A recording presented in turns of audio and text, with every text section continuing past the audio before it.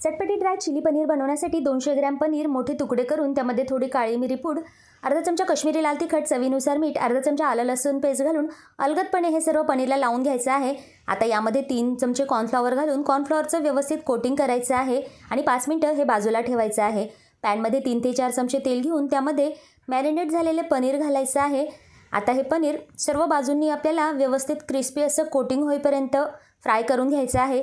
इकडे आपलं पनीर फ्राय झालं आहे, आपण ते काढून घेऊ आणि त्याच पॅनमध्ये अर्धा चमचा बारीक चिरलेलं आलं, 1 चमचा बारीक चिरलेला लसूण, 1 कांदा, 1 सिमला मिरची, 3 ते 4 हिरव्या मिरच्या 1 मिनिटभर परतवून घ्यायच्या आहेत। चटपटीतपणासाठी 2 चमचे टोमॅटो केचप, 1 चमचा सोया सॉस, थोडं काळी मिरी पूड घातलं आहे, 1 चमचा कॉर्नफ्लॉवरमध्ये थोडं पाणी घालून ती स्लरी आपण घालायची आहे।